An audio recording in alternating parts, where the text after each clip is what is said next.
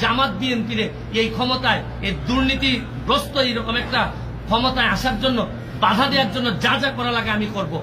নির্বাচনের সময় যে ঘটনাগুলো ঘটেছিল সেগুলো ঘটনা আজকে দেখানোর জন্য চেষ্টা করব। ব্যারিস্টার সুমন কান্নাকাটি করে হোক, যে পেলে হোক, মানুষকে ভালোবেসেই হোক, বা মানবতা, এক তো মূলত বলতে মানবতার ফেরওয়ালা হলে আজকে সে কোথায় কিভাবে আছে, সে কেউ কি খবর জানে? কেউ কি খবর দিয়েছে? না, তার কোনো খবরই বা কেউ নিচ্ছে কি নিচ্ছে না তাও জানা নেই। মনে হয় হারিয়ে গেছে, এরকম একজন লোক ছিল, লোক চুদাও হয়ে গেল।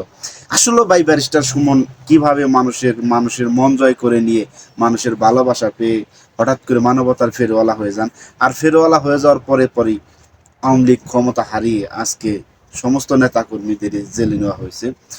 সে আদালতেও নিয়ে হয়েছে, এখনো তার সিদ্ধান্ত শোনা হয়নি যে কতদিন কর সাজা বা কতদিন কর জেলে থাকতে হবে। এরকম কোনো ঘটনা কোনো কিচ্ছু হয়নি, শুধু জেলে থাকতে হবে বাস, এতটুকু পরিমাণে।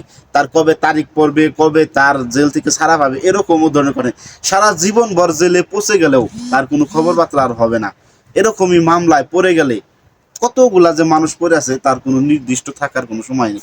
আসলে ব্যারিস্টার সুমন যে পর্যায়ে ছিলেন, যে কথাবার্তাগুলা বলেছেন, তার কথার কারণে আজকে শুধু ফেসে গেছেন।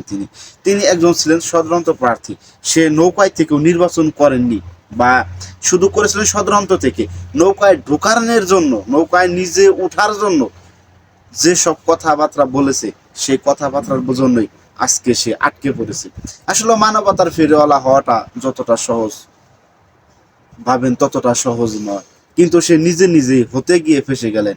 চলুন দেখে আসি আজকে তার কিছু ভিডিও ফুটেজ। আমি জননেত্রী শেখ হাসিনাকে শেষ পর্যন্ত আমি চেষ্টা করব তার সাথে থাকার, এবং আমি কোনোভাবে একের পর এক তারিখ উঠবে, একের পর এক তারিখ শেষ হবে, কিন্তু কখনোই বেরোতে পারবে না। এরকম জায়গায় একটি ফেসে গিয়েছে। তার নামে অনেকগুলো মামলা হয়েছে, যেসব মামলার কথা বলতেও শেষ করা যাবে না। আসলে কেনই বা এরা ফেসে গেল, কি কারণে ফেসে গেল? অবশ্যই ফেসে যাওয়ারও কিছু কারণ বা রহস্য রয়েছে, তা না হলে এরকম ভাবে ফেসে যেত না। সে নিজের টাকা দিয়ে বা বাহিরের কোনো লোকের কাছ থেকে টাকা চেয়ে মানুষের যে নিজের গ্রামের জন্য কিছু উন্নয়ন করেছে। আসলে উন্নয়ন করেছে কথাটা সত্য না, কথাটা সমস্তই ঠিক। থাকলে কি হবে ভাই, জীবন এরকম ভাবে চলে না, এরকম মিথ্যে আশ্বাস দিয়ে কখনো জীবন চলে না। আপনি ভালো কাজ করুন ঠিক আছে, কিন্তু রাজনীতি এমন একটা জিনিস, রাজনীতি, বাংলাদেশের রাজনীতি মানেই এক ধাপের পর এক ধাপ মেরে ফেলা। এটাকেই বলে বাংলাদেশের রাজনীতি।